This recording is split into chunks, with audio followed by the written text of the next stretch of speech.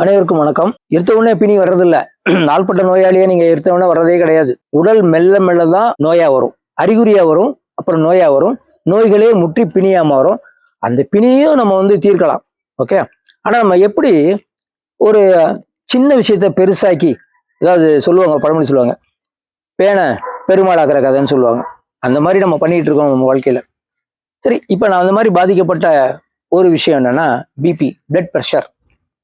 இந்த பிளட் ப்ரெஷருக்கு காரணம் என்ன அப்படின்னா, ஒரு ஹஸ்பண்ட் சொல்லுவான் என் ஒய்ஃப் தான்வான், ஒய்ஃப் சொல்லுவா எங்கள் வீட்டுக்காரர் தான்வாங்க, 2 பேர் சொல்லுவாங்க என் பிள்ளைங்க தான்வாங்க, இவன் சொல்லுவான் எங்களோட பாஸ் தான்வார். எப்படி பிபிக்கு காரணம் வெளியில தான் சொல்லுவாங்க. ஆனால் உண்மை என்ன தெரியுமா? நீங்கள் அமைதியாக இல்லை. உங்கள் அமைதியை சீர்குலைக்க யாராலையுமே முடியாது. நீங்கள் அமைதியாக இருக்கணும், ரிலாக்ஸாக இருக்கணும், நிதானமாக இருக்கணும்னு முடிவெடுத்து நீங்கள் வாழ்க்கையை பயிற்சியாக பண்ணீங்கன்னா, எந்த பாஸோ, எந்த மனைவியோ, எந்த கணவனோ, எந்த பிள்ளைங்களோ உங்கள் பிபியை ஏற்றவே முடியாது. தான் உண்மை. சரி, இது மனப்பயிற்சி. உடல் நல பயிற்சியில் என்ன?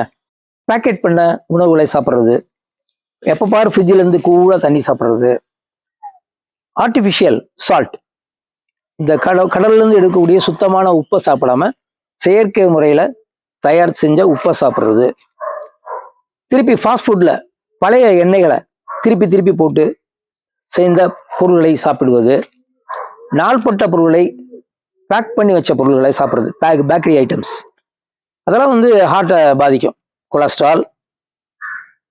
கொலஸ்ட்ரால்ன்றது நமக்கு உடலுக்கு தேவையான ஒரு பொருள். அது மிதமிஞ்சி போகிறப்ப கெட்டதாக மாறப்ப பேட் கொலஸ்ட்ரால், நல்ல கொலஸ்ட்ரால், கெட்ட கொலஸ்ட்ரால் நம்ம பிரிக்கிறோம். ஆனால் உடம்புல கெட்ட கொலஸ்ட்ரால் மட்டும் எடுத்து நல்ல கொலஸ்ட்ரால் மட்டும் வச்சுக்கவே முடியாது. ரெண்டும் சேர்ந்து தான் இருக்கும். இதை தாண்டிச்சுன்னா, நல்ல கொலஸ்ட்ரால் அதிகமாச்சுன்னா ஆரோக்கியம், நல்ல கொலஸ்ட்ரால் குறைஞ்சி கெட்ட கொலஸ்ட்ரால் அதிகமாச்சுன்னா அது நோய். அவ்வளோதான். அதனால எங்கள் உணவுப் பொருளை தேர்ந்தெடுங்கள். நம்மளுடைய கொலஸ்ட்ராலை குறைக்கக்கூடிய உணவுகளில் கொலஸ்ட்ரால் தேவையான பொருள் தேங்காய் பால் நல்ல கொலஸ்ட்ரால், பசு நெய் நல்ல கொலஸ்ட்ரால். ஸோ இதெல்லாம் உங்கள் ஆரோக்கியத்தை பலப்படுத்தும், இதயத்தை பலப்படுத்தும். ஆக நீங்கள் நல்ல பொருளை தேர்வு செஞ்சு சாப்பிடுங்க. உடல் பிரிச்சுக்கிறோம், எது நல்லது எது கெட்டது. உடலுக்கு இல்லாத அறிவு யாருக்கு இருக்கு?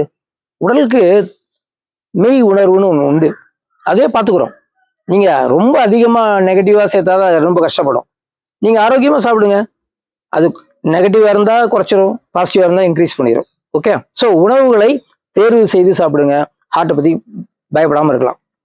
சாப்பிட்ட உடனே இளம் சூடில் தண்ணி சாப்பிடுங்க, வெந்நீர் சாப்பிடுங்க. அப்படியே ஐஸ் வாட்டர் குடிக்காதீங்க, இது இருதயத்தை பாதிக்கும். ஃப்ரிட்ஜில் இருந்து எடுத்த தண்ணியை அப்படியே கடகடன்னு குடிக்காதீங்க. எந்த நீரையும் சிப் பண்ணி வாய் வைத்து சிப் பண்ணி ரசித்து சாப்பிடுங்கள். அது உங்களுக்கு உடலுக்கு பலப்படும், இறைப்பைக்கு பலப்படும். இறைப்பை ரொம்ப ஆரோக்கியமாக இருக்கும் நீங்கள் சப்பி சாப்பிட்டீங்கன்னா.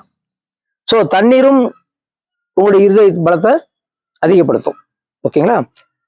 உங்களுடைய ஆரோக்கியம் குறைவாக இருக்கு, எப்படி நினைக்கிறீங்க? சாப்பாடு சரியா எடுக்காது, பசிக்காது, ஜீரண குறைபாடு ஏற்படும். அப்பெல்லாம் நீங்க என்ன பண்ணணும்? இளம் சுடுநீர் குடியுங்கள், அது உங்களுடைய ஆரோக்கியத்தை பலப்படுத்தும். அடுத்தது, ஓய்வு நேரங்களில் நல்ல வீணை அந்த ஓசையை கேளுங்க, வீணை சம்பந்தப்பட்ட இசையை கேளுங்க. நல்ல லவ் சாங், பழைய பாட்டோ புது பாட்டோ, நல்ல லவ் சாங் கேட்டீங்கன்னா ஹார்ட் சக்கரை நல்லா வேலை செய்யும், இதமா இருக்கும். உப்பு அதிகமாக பயன்படுத்தாதீங்க, கம்மியாகவும் பயன்படுத்தாதீங்க. உங்கள் ருசிக்கு தகுந்தபடி உப்பை பயன்படுத்துங்க, ஹார்ட் நல்லா இருக்கும். ஓகேங்களா? அடுத்தது, நம்முடைய கஷாயம் அப்படின்னு சொல்லுவாங்கள்ல, அதில் ரொம்ப முக்கியமாக இருதயத்துக்கானது மிளகும் சீரகம், மருதம்பட்டை, சுருள்பட்டை. மளிகடையில் கிடைக்கும், வீட்டில் சமையலுக்கு வச்சுருப்போம். சுருள்பட்டை ஆரோக்கியத்துக்கு இருதயத்துக்கு ரொம்ப அருமையான ஒரு பொருள். மருதம்பட்டை அதுவும் இருதயத்துக்கு ரொம்ப உதவியாக இருக்கும். தாமரைப்பூவும் இருதயத்துக்கு பலத்தை கொடுக்கும். ஸோ இப்படிப்பட்ட பொருள்லாம் ஒன்றா சேர்ந்து கஷாயம் போட்டு சாப்பிடுங்க, இருதயம் பலமடையும். உங்களுக்கு இருதயத்தில் பிரச்சனை இருக்குன்னு உணர்ந்தீங்கன்னா மருத்துவரை போய் ஆலோசனை பண்ணுங்க. இன்ஸ்ட்ருமெண்ட் இருக்கு, செக் பண்ணுங்க. பிபி எவ்வளோன்னு கேளுங்க, அவர் சொல்லுவார் நார்மலாக இருக்கு, குட், போயிட்டு வாங்கன்னு. வராதிங்க சார், 2 ரீடிங் சொல்லுங்க, 120 80, 120 எவ்வளோ இருக்கு, 120க்கு எவ்வளோ இருக்கு, 80க்கு எவ்வளோ இருக்கு, அதை கேளுங்க. 80 என்ன 120ன்னா அவரை கேளுங்க, அவர் எக்ஸ்பிளைன் பண்ணுவார். ஸோ வெளியிலிருந்து ரத்தங்கள் உள்ளே பாய்வது ஒரு அளவீடு, உள்ளிருந்து இதயத்தை பம்ப் செஞ்சு உடம்பு பூரா பரவுறது ஒரு அளவீடு. இன்னைக்கு டாக்டர் என்ன பண்ணிட்டாங்க, இந்த ரெண்டை மட்டும் சொல்லி நார்மல்னு சொல்லிடுவாங்க, அவ்வளோதான். கொஞ்சம் ஜாஸ்தியாக இருக்குது மாத்திரை போட்டுருங்க, ரொம்ப கம்மியாக இருக்குது இப்படி மெயின்டைன் பண்ணீங்க, ஓடாதீங்க ஆடாதீங்க கேர்ஃபுல்லாக இருங்க அப்படி சொல்லுவாங்க.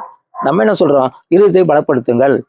தேன் இருதயத்தை பலப்படுத்தும், வெந்நீர் இருதயத்தை பலப்படுத்தும், மிளகு சீரகம் இருதயத்தை பலப்படுத்தும், மருதம்பட்டை பலப்படுத்தும், சுருள்பட்டை பலப்படுத்தும், வெண்தாமரை பலப்படுத்தும், சிகப்பு தாமரை பலப்படுத்தும், தேங்காய்ப்பால் இருதயத்தை பலப்படுத்தும்.